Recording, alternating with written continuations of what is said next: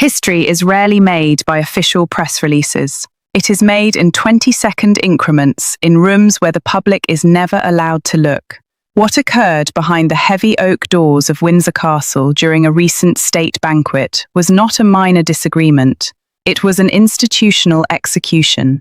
On that night, Laura Lopes, the daughter of Queen Camilla, was systematically targeted, contained, and marched out of a high-profile diplomatic function under the direct, personal authority of Princess Catherine. But to understand why this moment effectively broke Queen Camilla's hold on the internal mechanics of the palace, we have to look past the wine stains and the raised voices. We have to look at the weeks of calculated maneuvers that built the trap in the first place. For months, an invisible war has been raging inside the royal household. On one side stands Queen Camilla, attempting to solidify an aggressive push to embed her non-royal children into the highest tiers of British soft power. On the other side stands Princess Catherine, the quiet enforcer of the modern Windsor line. This is the story of the official reports the palace tried to bury, and the night the power dynamic of the monarchy shifted forever. To truly grasp the stakes of this specific reception, you have to understand the financial and media landscape surrounding Laura Lopes.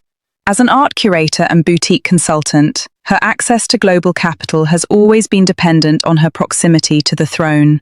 Sources indicate that for 3 weeks leading up to the banquet, Camilla's office was locked in a brutal bureaucratic wrestling match with the Lord Chamberlain's office over the guest list.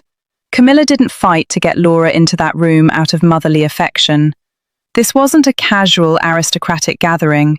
It was a top-tier state event filled with the managing directors of large sovereign wealth funds, chief executives of multinational media conglomerates, and European industrial magnates. This room held the key to the next decade of private equity funding.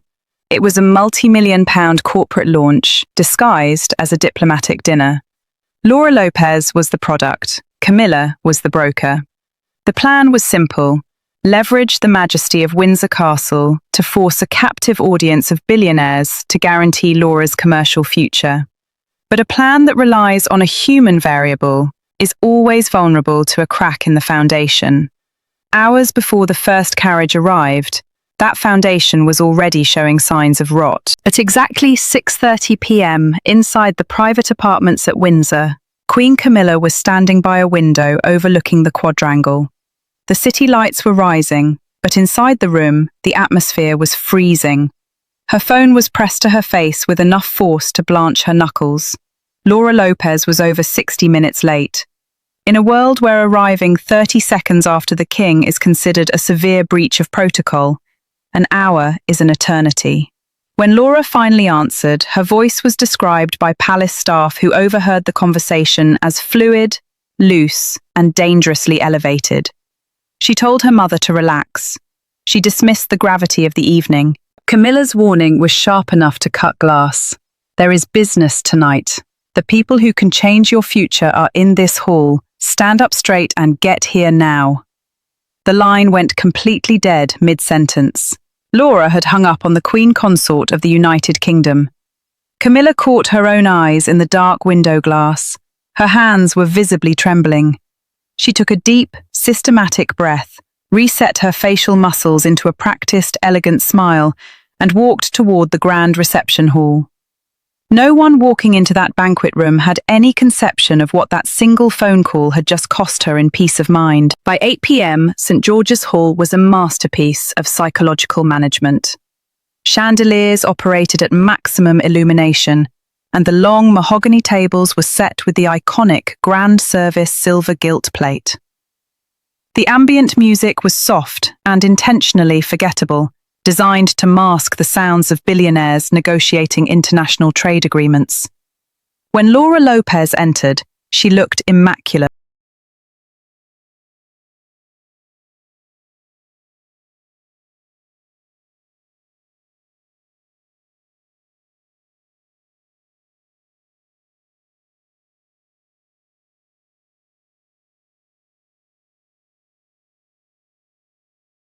To catch up with her, she kept drinking glass after glass. In a high-pressure room like Windsor, alcohol acts as an accelerant to your worst impulses.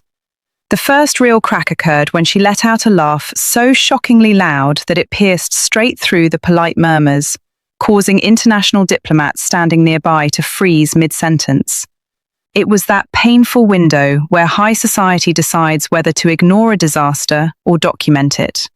Laura didn't look back. Instead, she reached for another drink, and her behavior shifted from a private embarrassment to an institutional threat. A senior member of the palace hospitality staff stepped forward to replenish a nearby glass, and Laura intercepted them. In full view of two foreign ambassadors, she wrenched the bottle directly from the waiter's hand. She held it up to the £1,000 chandeliers, insulting the quality of the vintage, and loudly questioned the staff member's competence. When the staff member attempted to quietly retrieve the bottle to maintain decorum, Laura refused to let go, launching into a sharp verbal insult that left the server visibly shaking. The two ambassadors nearby turned their backs completely, their silence more devastating than an open protest. Then it became physical. Reaching carelessly for a champagne flute from a passing tray, Laura's coordination failed. Her hand struck the glass, sending a heavy cascade of dark red wine splashing violently across the pristine white damask tablecloth. Laura didn't apologize. She simply stared at the liquid like it had personally offended her. Across the room, Camilla's face went entirely pale.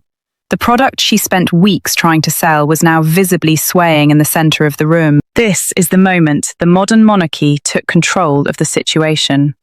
Princess Catherine did not hesitate. She did not look at King Charles, nor did she consult Camilla. She simply began her walk across the floor with an unhurried, terrifying calmness. As she cut through the room, the crowd instinctively sensed the shift in gravity, and conversations naturally died out ahead of her path. Catherine reached Laura, bypassing Camilla entirely, and leaned in close to whisper a firm, quiet ultimatum. She told Laura flat out that she was not fine and needed to leave immediately. She made it clear that if Laura walked out with her right then, it would remain a quiet exit, but if she stayed another 5 minutes, it would turn into total public embarrassment. A flicker of fear finally broke through Laura's expression, cutting past the haze she had been floating in all night. The moment of control had quietly changed hands.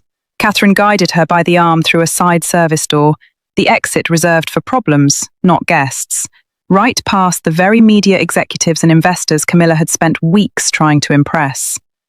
Every single one of them saw it happen, and that image was going to follow Laura far longer than the night itself. Queen Camilla was absolutely furious that her daughter had been kicked out, and intercepted Catherine before she could even make it back across the floor.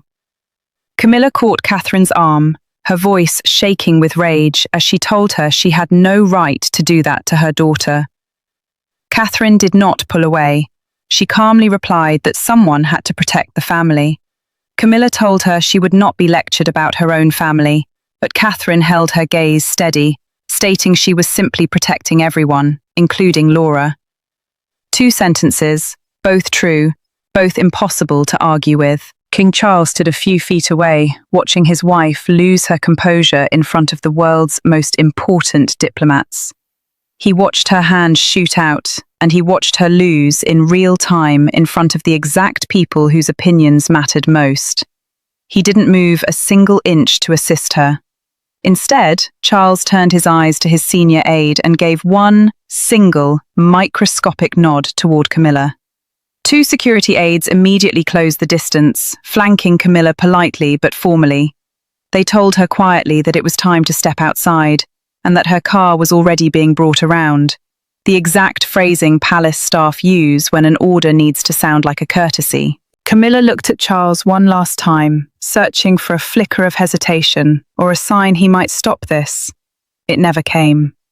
She walked toward the doors with the guards beside her, out through the same hall of people she had spent weeks trying to impress. The decision had been made for her in full view of everyone who mattered, and walking out was the only dignity left to her. Moments later, King Charles crossed the floor and stood directly shoulder to shoulder with Princess Catherine, beginning a polite conversation with a foreign diplomat. He didn't say a single word about Camilla. He didn't have to. That one silent gesture told the entire room exactly where his loyalty landed that night. and it was not with the woman he married. Officially, the palace has said absolutely nothing, maintaining their usual practice of silence dressed up as dignity. But unofficially, the fallout was immediate. Laura Lopes vanished from high-level guest lists almost overnight, her business aspirations disappearing before she even woke up the next morning. She didn't get a second chance to make a first impression. She only got the one, witnessed by everyone who could have changed her life. As for Camilla, the doors that used to open automatically now require a second thought, and her internal influence has visibly slowed. Weeks later, at another official function, she stood slightly apart from the centre of the room, a position she would never have accepted before that night at Windsor. When an aide leaned toward Charles with a planning question, his eyes didn't go to his wife. They went straight across the room to Catherine. Camilla watched it happen and said nothing. She had learned in the worst possible way what that room had already decided. Composure outlasts power every single time, and that night, she had neither. Ultimately, the night wasn't just about a drunk guest. State receptions are not about the food or the music. They are giant, living message boards for signalling power. The signal sent that night at Windsor Castle was unmistakable. When the foundation of the monarchy shakes, Catherine dictates the moves, Charles backs the play, and Camilla walks out alone. That is not drama that ends when the lights go down. That is the kind of shift that reshapes how power moves through a room forever.